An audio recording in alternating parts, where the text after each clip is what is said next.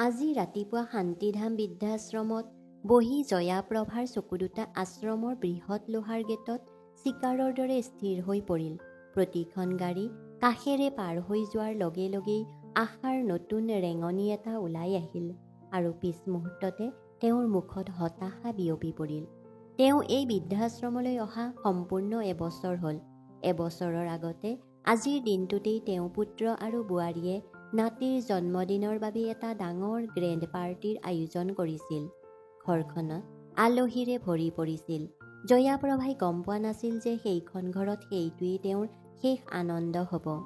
পাৰ্টিৰ মাত্ৰ এসপ্তাহৰ পিছতে পুত্ৰ ৰমেশ আৰু বোৱাৰী সুনীতাই বিদেশ ভ্ৰমণৰ পৰিকল্পনা কৰিছিল। মা, আমি এমাহৰ বাবে শ্বিলঙলৈ যাম। এতিয়া তুমি অকলে কেনেকৈ ঘৰত থাকিবা? তোমাৰ সঠিক যত্নও নহ'ব। ৰমেশে বৰ চিন্তাৰে কৈছিল। মাত্ৰ এমাহৰ কথা। তুমি শান্তিধাম বৃদ্ধাশ্ৰমতে থাকিব পাৰিবা। তাত তোমাৰ বয়সৰ মানুহ আছে। তোমাৰ মনটোও ভাল লাগিব। আমি অহাৰ লগে লগে প্ৰথমে তোমাক ঘৰলৈ লৈ আহিম। জয়াপ্ৰভাই অনিচ্ছা সত্ত্বেও মান্তি হ'ল। ল'ৰা বোৱাৰী ফুৰিবলৈ যোৱা দিনকেইটাহে তেওঁ নিজকে বুজাই দিলে। কিন্তু তেওঁৰ পুত্ৰ আৰু বোৱাৰীয়ে ভ্ৰমণৰ পৰা উভতি আহোঁতে তেওঁক নিবলৈ নাহিল। এসপ্তাহ পাৰ হৈ গ'ল। জয়াপ্ৰভাই নিজেই পুতেকলৈ ফোন কৰিলে। পুতেকে ফোনটো ৰিচিভ কৰি ক'লে, অঁ মা, ঘৰৰ অলপ কাম চলি আছে। এই কামটো হওক, তেতিয়া মই তোমাক সন্মানেৰে ঘৰলৈ লৈ আহিম। মেৰামতিৰ কামত আৰু কিছুদিন লাগিব। অলপ সময় বুলি ৩ মাহ পাৰ হৈ গ'ল। আশ্ৰমৰ সমনীয়াসকলে তেওঁক ইতিমধ্যে কৈছিল যে তেওঁৰ পুতেকে তেওঁক চিৰদিনৰ বাবে এৰি গৈছে। তেওঁলোকৰ কথা শুনি জয়াপ্ৰভাৰ প্ৰথমে বহুত খং উঠিছিল। কিন্তু মোৰ ৰমেশ তেনেকুৱা নহয় বুলি তেওঁ নিজকে সান্তনা দিছিল। কিন্তু মাহবোৰ পাৰ হৈ যোৱাৰ লগে লগে তেওঁ ফোনত পুতেকৰ অজুহাতৰ বাহিৰে একো নাপালে। তেওঁৰ বিশ্বাস তেওঁৰ মুঠিৰ পৰা বালিৰ দৰে পিছলি গৈছিল। তেওঁক কোনেও নিবলৈ নাহিব বুলি তেওঁ নিশ্চিত হৈ পৰিল। তথাপিও প্ৰতি দেওবাৰেই পুৱা জয়াপ্ৰভা সাজু হৈ গেটত বহি ৰাস্তালৈ চাই পুতেকে আহিব বুলি বাট চাই থাকিল। কিন্তু সূৰ্য উদয় হ'ল আৰু অস্ত গ'ল। ৰাস্তাত গাড়ী আহি থাকিল আৰু গৈ থাকিল। কিন্তু তেওঁ যিখন গাড়ীৰ বাবে অপেক্ষা কৰি আছিল সেইখন গাড়ী কেতিয়াও নাহিল। কিন্তু আজি তেওঁৰ ধৈৰ্যৰ পৰীক্ষা আছিল। কাৰণ তেওঁৰ নাতিৰ ল'ৰাৰ জন্মদিন আছিল। পুতেকে তেওঁক নিবলৈ অহা আশা হয়তো তেওঁৰ হৃদয়ত মৰি গ'ল। কিন্তু নাতিৰ প্ৰতি থকা মৰমৰ এনাজৰীডাল তেওঁৰ উশাহত বান্ধ খাই আছিল।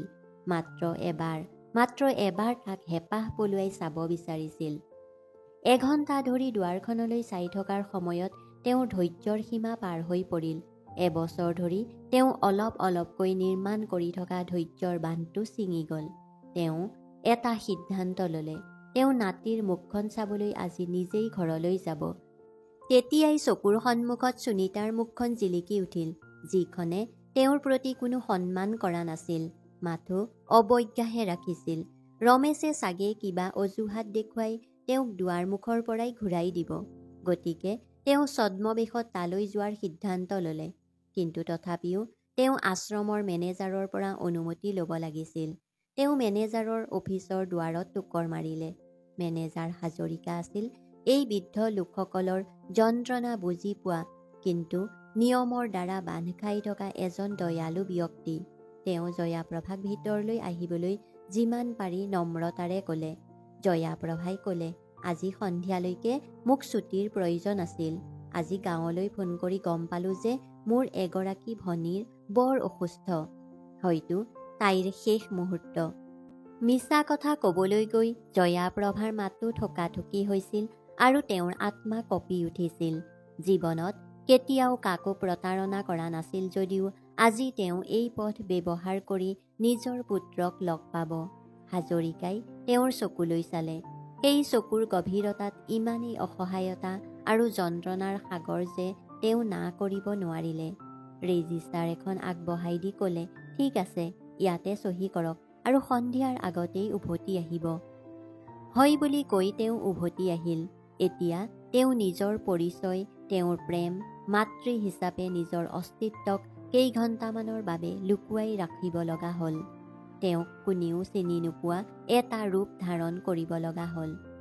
যদিও তেওঁৰ চিন্তা আৰু নিসংগতাই ভিতৰৰ পৰা তেওঁক খাই পেলাইছিল, বয়সে তেওঁৰ মুখত নপৰা চিনবোৰ এই এবছৰৰ বিষে তেওঁৰ কপালত ক্ষুদিত কৰি পেলাইছিল। এসময়ত ভৰি থকা তেওঁৰ মুখখন এতিয়া শুকাই ক্ষীণাই গালৰ হাড়বোৰ স্পষ্ট হৈ পৰিছিল। তেওঁৰ মূৰৰ পকা চুলি ইমানেই ডাঠ হৈ পৰিছিল যে মাত্ৰ কেইডালমানহে ক'লা চুলি ওলাই আছিল। তেওঁক আগতকৈ বেছি সলনি হোৱা যেন লাগিছিল যদিও তেওঁ কোনো সুযোগ ল'ব বিচৰা নাছিল। কঁপি থকা হাত দুখনে তেওঁ ট্ৰাংকটো খুলিলে। তাত তেওঁৰ কেইযোৰমান চাদৰ মেখেলা আছিল, যিবোৰ ৰমেশে তাতেই এৰি থৈ গৈছিল। তেওঁ নিজৰ আটাইতকৈ পুৰণি, আটাইতকৈ কম ৰঙৰ এযোৰ কাপোৰ উলিয়াই আনিলে, যাৰ ৰংটো ধুওঁতে ধুওঁতে প্ৰায় বগা হৈ গৈছিল। তেওঁ চাদৰখন আজি অলপ বেলেগ ধৰণেৰে পিন্ধিছিল। তাৰ পিছত তেওঁৰ চকু তেওঁ পিন্ধি থকা চশমাযোৰৰ ওপৰত পৰিল। এই চশমাযোৰ তেওঁৰ পৰিচয়ৰ এটা অংশ আছিল। এই চশমাৰ আঁৰৰ পৰাই তেওঁৰ চকুৱে পুতেকৰ শৈশৱ দেখিছিল। তেওঁ চশমাযোৰৰ বাবেই তেওঁৰ পুত্ৰ আৰু বোৱাৰীয়ে তেওঁক সহজেই চিনিব পাৰিব। গতিকে তেওঁ লগে লগেই কাষৰ কোঠাটোলৈ গুচি গ'ল, য'ত ৰীণা বৰুৱা থাকে।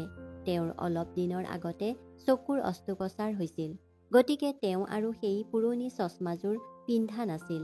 জয়াপ্ৰভাই ৰীণা বৰুৱাক তেওঁৰ পুৰণি ডাঠ ক'লা ফ্ৰেমযুক্ত চশমাযোৰ বিচাৰিলে। ৰীণা বাইদেউ, আপোনাৰ পুৰণি চশমাযোৰ দিয়কচোন, মই ৰ'দত চকু দুটা মেলিব পৰা নাই। তেওঁ লগে লগেই চশমাযোৰ আগবঢ়াই দিলে। জয়াপ্ৰভাই সেইযোৰ পিন্ধাৰ লগে লগে পৃথিৱীখনত অলপ কুঁৱলী পৰাৰ দৰেই দেখিবলৈ ধৰিলে। কিন্তু তেওঁ এই চশমাযোৰ পিন্ধাৰ প্ৰয়োজন আছিল। এই চশমাযোৰৰ আঁৰত তেওঁৰ মৰমীয়াল চিনাকি চকু দুটা প্ৰায় লুকাই আছিল। তেওঁ আইনাখনত নিজকে চালে আৰু নিজকেই অচিনাকি যেন লাগিল। এইগৰাকী আছিল এগৰাকী বেলেগ নাৰী, ক্লান্ত আৰু পৰাজিত। তেওঁ ইচ্ছাকৃতভাৱে কঁকালটো অলপ বেঁকা কৰিলে। খোজ কঢ়াত অসহায়তা অনুভৱ এটা আনিলে আৰু চাদৰৰ আঁচলটো মূৰত লৈ মুখখনৰ আধাখিনি তাৰে ঢাকি দিলে। এতিয়া তেওঁ আৰু জয়াপ্ৰভা নাছিল, আৰু ৰমেশৰ মাকো নাছিল, আৰু ৰোহনৰ আইতাকো নাছিল। এতিয়া তেওঁ আছিল এগৰাকী নামহীন অচিনাকি নাৰী, যাক পৃথিৱীৰ ভিৰৰ মাজত কোনেও দেখা নাই আৰু কোনেও চিনি নাপায়। আশ্ৰমৰ বাহিৰৰ পৃথিৱীখন তেওঁৰ আজি কিছু বেলেগ অনুভৱ হৈছিল। এবছৰ ধৰি তেওঁ এই বাহিৰৰ পৃথিৱীখন দেখা নাছিল। অটোৰিক্সাৰ পৰা নামি চুবুৰীৰ ৰাজপথত খোজ দিওঁতেই তেওঁৰ মনটো অতীতলৈ উৰা মাৰিলে। এইবোৰেই আছিল ৰমেশৰ চাইকেল চলাবলৈ শিকাই দিয়া ৰাস্তাবোৰ। চুকত থকা মিঠাই দোকানখন, য'ত ৰমেশে জেলেপি খাবলৈ জোৰ কৰিছিল। প্ৰতিটো চুক, প্ৰতিখন দোকান, প্ৰতিটো ঘৰ যেন পাহৰি যোৱা কাহিনী এটাৰ দৰেই তেওঁৰ মনত সতেজ হৈ পৰিছিল। চকুৰ ম্লান কাঁচখনৰ আঁৰত দেখিছিল স্মৃতিৰ এখন স্পষ্ট সূতাৰ দৰে ছবি। এফালে সুখী অতীত, আনফালে বেদনাদায়ক বৰ্তমান। ঘৰখনৰ ওচৰ চাপি অহাৰ লগে লগেই তেওঁৰ খোজবোৰ গধুৰ হৈ আহিল। অৱশেষত তেওঁ এনে এটা স্থান পালেগৈ য'ত তেওঁৰ দুমহলীয়া ঘৰটো স্পষ্টকৈ দেখা গ'ল। ঘৰটো একেই আছিল যদিও আজি বেলুন আৰু ৰঙীন ফুলেৰে সজাই থোৱা আছিল। বাৰীখনো ধুনীয়া সোণালী আৰু ক'লা বেলুনেৰে সজাই তোলা হৈছিল। আজি ৰোহনৰ জন্মদিন উদযাপনৰ প্ৰস্তুতি চলি আছিল, আৰু তেওঁ অনিমন্ত্ৰিত অতিথি হিচাপে উপস্থিত আছিল। তেওঁ ঘৰৰ বাহিৰত থকা পিপল গছজোপাৰ পিছফালে থিয় হৈ আছিল, য'ত আগতে তেওঁ বহি বান্ধৱীৰ লগত আড্ডা মাৰিছিল। এতিয়া তেওঁ সাহসেৰে মনৰ লগত যুঁজি আছিল। মই কোন, কি অজুহাতেৰে ভিতৰলৈ যাব লাগে? তেওঁ ভাবি থাকোঁতেই তেওঁৰ ঘৰৰ বন্ধ কৰা ললিতা ঘৰৰ ফালে আহি থকা দেখিলে। আৰু ললিতাই ঘৰৰ ফালে আগবাঢ়ি গৈ দুৱাৰৰ ঘণ্টাটো বজাই দিলে। ক্ষন্তেক পিছতে দুৱাৰখন খোল খালে। পাৰ্টিৰ প্ৰস্তুতি আৰু আলহীক চম্ভালিব পৰা মানসিক চাপত ক্লান্ত হৈ সুনীতা ওলাই আহিল। মেডাম, আজি মই কামলৈ আহিব নোৱাৰিম, ললিতাই অস্থিৰ হৈ ক'লে। কিবা এটা গুৰুত্বপূৰ্ণ কামৰ বাবে গাঁৱলৈ যাব লাগিব। সুনীতাই আজি মাত্ৰ তাইৰ ওপৰত চিঞৰিবলৈ ধৰিলে। আজি ঘৰত ইমান কাম, ইমানবোৰ আলহী ঘৰলৈ আহি আছে, আৰু তুমি ছুটি বিচাৰিছা? মেডাম, যোৱাটো বৰ জৰুৰী, নহ'লে মই কেতিয়াও ছুটি বিচৰা নাছিলোঁ। ললিতাই অনুৰোধ কৰি ক'লে, আজিৰ বাবে আন কিবা ব্যৱস্থা কৰক। সুনীতাই খঙত জ্বলি উঠিল, এতিয়া ক'ৰ পৰা কাৰোবাক পাম? এটা কাম কৰা, তোমাৰ শাহুৱেৰাক পঠাই দিয়া। মুঠতে আজি মোৰ লগত কাম কৰিবলৈ কোনোবা এজনৰ প্ৰয়োজন। ললিতাই ক'লে, শাহুৰ অলপ অসুখ হৈ আছে, মই নাভাবোঁ তেওঁ আহিব পাৰিব, তথাপিও কম দিয়ক। গছজোপাৰ পিছফালে থিয় হৈ থকা জয়াপ্ৰভাই সকলো কথা শুনিলে। কাৰোবাক পঠাই দিয়া, সুনীতাই খঙেৰে কৈ দুৱাৰখন প্ৰায় ঠেলা মাৰি দি ভিতৰলৈ সোমাই গ'ল। ললিতাই প্ৰায় হতাশ হৈ পিছলৈ ঘূৰি গ'ল। ক্ষন্তেক সময়ৰ বাবে পৰিৱেশটো নিস্তব্ধ হৈ পৰিল। ভাগ্যৰ খেল। আৰু সময়বোৰ চাওকচোন, মাতৃ হিচাপে প্ৰৱেশৰ সকলো পথ বন্ধ হৈ থকা ঘৰটোতেই এগৰাকী চাকৰণীৰ পদ খালী হৈ পৰিছিল। ভাগ্যই তেওঁৰ এটা সুযোগ আগবঢ়াইছিল, যদিও তাৰ মূল্য আছিল তেওঁৰ আত্মসন্মান। এই অপমানতকৈ আশ্ৰমৰ নিসংগতাই ভাল বুলি ক্ষন্তেক সময়ৰ বাবে তেওঁৰ উভতি যাবৰ মন গ'ল। কিন্তু তাৰ পাছত তেওঁৰ ম্লান চশমাযোৰেৰে দেখিলে ৰোহনৰ হাঁহিমুখীয়া মুখখন। নাতিৰ প্ৰতি থকা তেওঁৰ মৰমে তেওঁৰ ছিন্ন ভিন্ন আত্মসন্মানক শক্তিশালী কৰি তুলিছিল আৰু তেওঁক এক অদ্ভুত সাহসৰ অনুভূতি দিছিল। তেওঁ চকুপানী মচি পেলালে। আজি নাতিক চাবলৈ তেওঁ চাকৰণী হ'ব লগা হ'ল। তেওঁ গছজোপাৰ তলৰ পৰা ওলাই আহিল আৰু কলিং বেলটো বজালে। উত্তেজনা আৰু ক্ষোভত মুখখন ক'লা হৈ পৰা সুনীতা তেওঁৰ সন্মুখত থিয় হৈ আছিল। কোন? তাইৰ প্ৰশ্নটোৱে জয়াপ্ৰভাক কাঁড়ৰ দৰে আঘাত কৰিলে। তেওঁ ভংগীমা সলনি কৰি মৃদুভাৱে ক'লে, মই শান্তিবাই। তেওঁৰ বাক্যটো শেষ হোৱাৰ আগতেই সুনীতাই চকুত এটা স্ফুলিংগ জিলিকি উঠিল। তাইৰ এনে লাগিল যেন ইতিমধ্যে ললিতাই শাহুৱেকক পঠিয়াই দিছে। তাইৰ মুখত বিৰক্তিৰ ঠাইত স্বাৰ্থপৰ সকাহৰ ভাৱ এটাই ল'লে। ঠিক আছে, বুজিছোঁ। ভগৱানক ধন্যবাদ, তুমি যে আহিছা। মই বৰ চিন্তিত হৈ পৰিছিলোঁ। জয়াপ্ৰভাৰ হাতখন প্ৰায় ধৰি সুনীতাই ক'লে।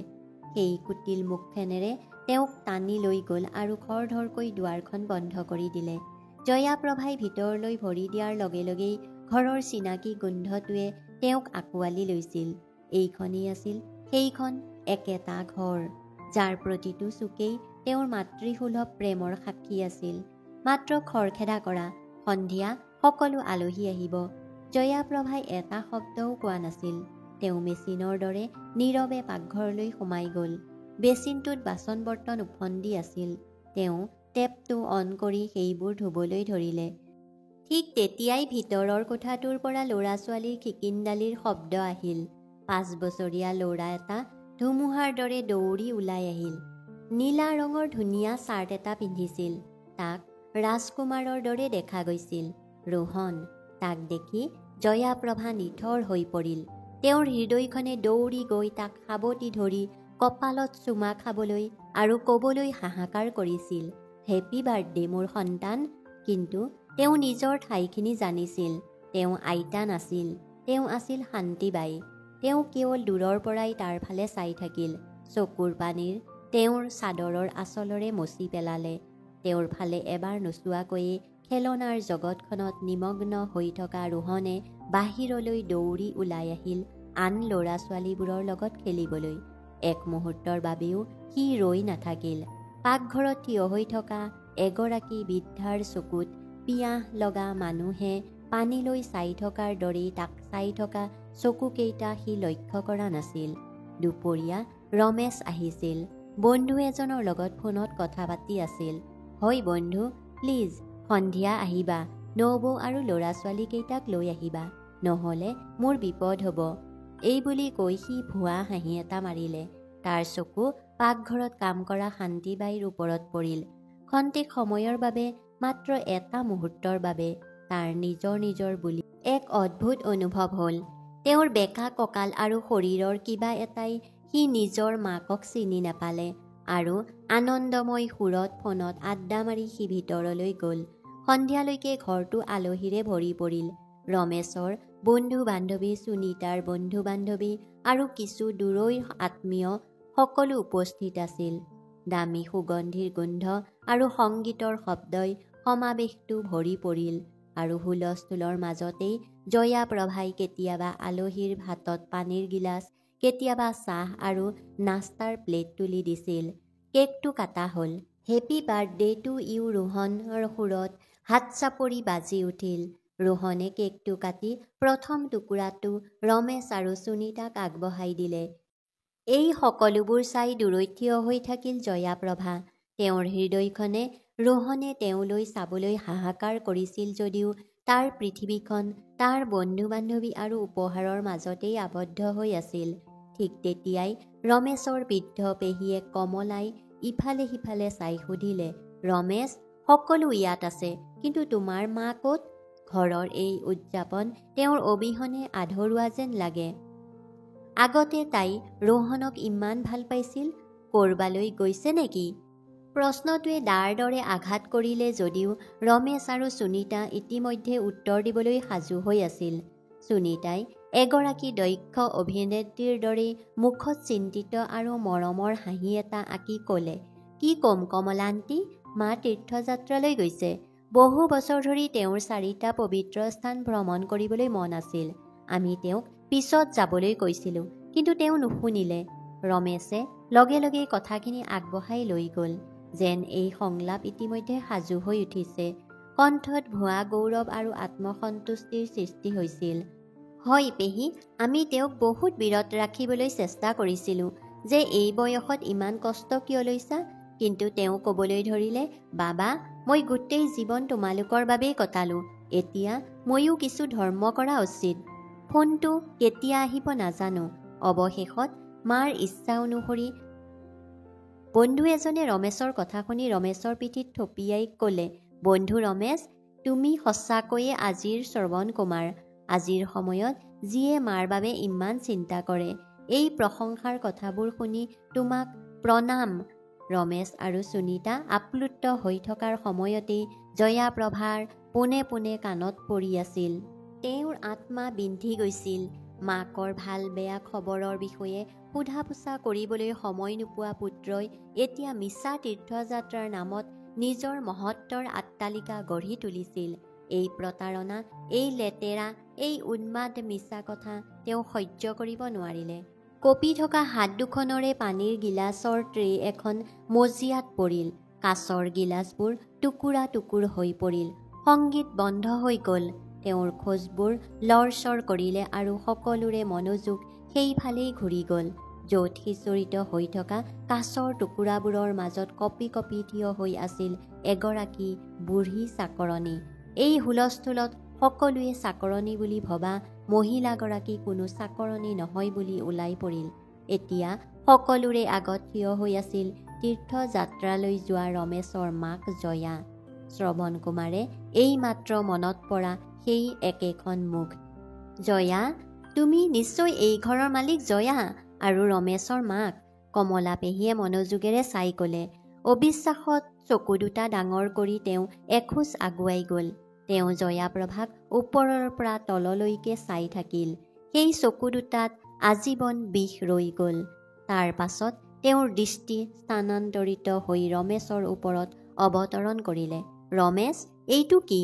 প্ৰতিজন অতিথিয়ে শুনিব পৰাকৈ তেওঁ জোৰেৰে ক'লে, তোমাৰ মা তীৰ্থযাত্ৰাত আছিল নহয়নে? এইটো কেনেকুৱা তীৰ্থযাত্ৰা?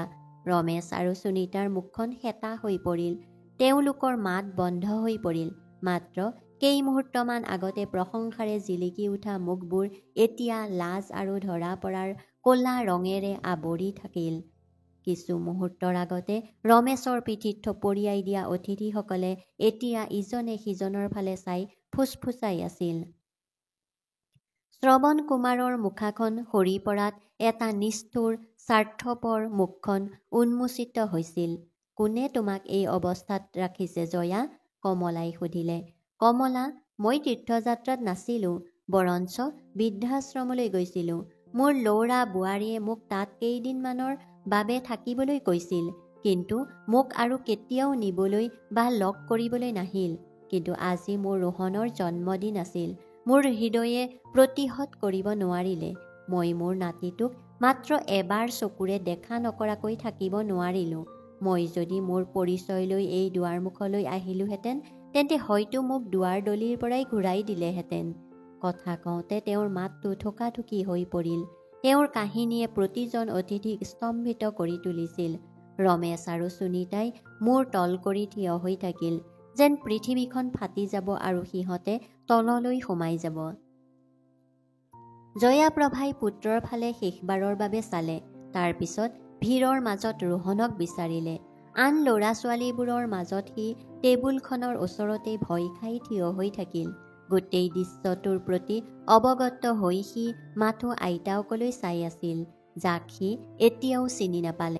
এতিয়া যেতিয়া অসত্যৰ পৰ্দা আঁতৰি গৈছে আৰু সকলোৱে জানিলে মই কোন, তেন্তে মই মোৰ সেই এটা ইচ্ছা পূৰণ কৰিম, যাৰ বাবে মই আনকি মোৰ স্বাভিমানকো বিপদত পেলাইছিলোঁ।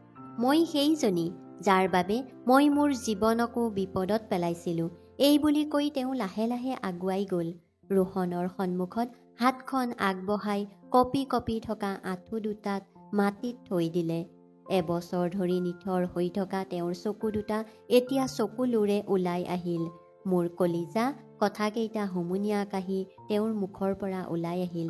তাৰ পিছত তেওঁ বাহু মেলি ৰোহনক তেওঁৰ ফালে টানি লৈ গ'ল। ৰোহনক বুকুৰ মাজত টানকৈ সাৱটি ধৰিলে। এয়া কেৱল আলিংগন নহয়, এবছৰৰ হেঁপাহৰ অন্ত পৰিল। তেওঁ ৰোহনৰ চুলিত চুমা খাইছিল, তাৰ গাল আৰু কপালত পাগলৰ দৰে চুমা খাইছিল। এনে লাগিছিল যেন এজন বিচৰণকাৰী পিয়াহ লগা মানুহে অৱশেষত পানীৰ ঝৰ্ণা এটাত উপনীত হৈ বছৰ বছৰ ধৰি থকা পিয়াহ নিবাৰণ কৰি আছে। তেতিয়া আতংকিত হৈ থকা ৰোহনে আইতাকৰ কঁপি থকা বাহু দুটা, তেওঁৰ চকুলোৰ উষ্ণতা আৰু তেওঁৰ হুমুনিয়াহবোৰ সি মাথো অনুভৱ কৰিব পাৰিছিল। সি তাৰ সৰু সৰু হাত দুখন আইতাকৰ পিঠিত থৈ দিলে। তাত উপস্থিত থকা বহু লোকে এই দৃশ্য দেখি চকুলো টুকিবলৈ বাধ্য হ'ল। কমলা পেহীয়ে তেওঁৰ কান্দোন কোনোবাই দেখা পাব বুলি আঁচলৰে মুখ ঢাকি দিলে। তেওঁৰ ইচ্ছা পূৰণ কৰি জয়াপ্ৰভাই আলফুলে ৰোহনক তেওঁৰ পৰা মুকলি কৰি দিলে। তেওঁ চাদৰৰ আঁচলেৰে গালৰ চকুপানী মচি থিয় হ'ল। এটা অদ্ভুত শান্তিয়ে এতিয়া তেওঁ ভৰি পৰিল। তেওঁ পিঠিখন বেঁকা হৈ যোৱাটো পোন হৈ গ'ল। তেওঁ ভিৰটোলৈ এবাৰ চকু ফুৰালে। তাৰ পিছত অভিব্যক্তিহীন হৈ ক'লে, ঠিক আছে, মই গুচি যাম। ঠিক তেতিয়াই গোটেই দৃশ্যটো মনে মনে চাই থকা ৰমেশৰ বন্ধু বিক্ৰান্ত আগবাঢ়ি আহিল। তেওঁ আছিল এজন স্মাৰ্ট আৰু সংবেদনশীল যুৱক। মজিয়াৰ পৰা জয়াপ্ৰভাৰ চশমাযোৰ তুলি চাফা কৰিলে। তাৰ পিছত ৰমেশৰ প্ৰতি তাৰ চকু ঘৃণা আৰু অনুশোচনা দুয়োটাৰে ভৰি পৰিল। চশমাখন হাতত লৈ জয়াপ্ৰভাৰ ফালে ঘূৰি চালে আৰু তাৰ পাছত হাতজোৰ কৰি চকু দুটা তললৈ নমাই ক'লে, মা, প্লিজ মোৰ লগত আহক। মোৰ ঘৰটো সৰু, কিন্তু মোৰ ঘৰত আপোনাৰ বাবে ঠাই হ'ব। বিক্ৰান্তৰ কথাই যেন জয়াপ্ৰভাৰ নিদ্ৰাহীন আত্মসন্মান জাগ্ৰত কৰিলে। চকুপানী মচি তেওঁ বিক্ৰান্তৰ মূৰত চুমা খাই ক'লে, বোপা, সুখী হৈ থাকা, ভগৱানে তোমাক আশীৰ্বাদ কৰক। তাৰ পাছত খন্তেক সময়ৰ বাবে ৰৈ গ'ল। তেওঁৰ চকুত কোনো খং বা ঘৃণা নাছিল, মাথো আছিল এক গভীৰ দুখ। ভাগ্যই মোক এতিয়া শান্তিধাম বৃদ্ধাশ্ৰমখনলৈকে লৈ গৈছে। এই বুলি কৈ তেওঁ আৰু কাৰো ফালে নোচোৱাকৈ চিৰদিনৰ বাবে ঘৰৰ পৰা ওলাই আহিল। তেওঁৰ খোজবোৰত এতিয়া কোনো অসহায়তা নাছিল, বৰঞ্চ সকলো হেৰুৱাই অহা এটা শান্তিহে আছিল। তেওঁ যোৱাৰ পিছত শ্ৰৱণ কুমাৰ উপাধি দিয়া অতিথিসকলে লাজতে মূৰ তল কৰিলে। ৰমেশ আৰু সুনীতাক থু মাৰি সকলোৱে এজন এজনকৈ ঘৰৰ পৰা ওলাই আহিল। পিছত এৰি থৈ গ'ল গ্ৰেণ্ড হাউচটো, সিঁচৰিত হৈ থকা উপহাৰ, আধা খোৱা কেক আৰু মজিয়াত পৰি থকা কাঁচৰ টুকুৰা। আৰু এই সকলোবোৰৰ মাজত থিয় হৈ আছিল স্বামী স্ত্ৰী দুজন, যিসকলে আজি নিজকে মাটিৰ তলত যোৱাৰ পৰিস্থিতিত পৰিছে। গতিকে বন্ধু বান্ধৱীসকল, আপোনাৰ মতামত কি? জয়াপ্ৰভাৰ সিদ্ধান্ত সঠিক আছিলনে? কাহিনীটো ভাল লাগিলে ভিডিঅ'টো লাইক কৰিব, চেনেলটো ছাবস্ক্ৰাইব কৰিবলৈ নাপাহৰিব। ধন্যবাদ।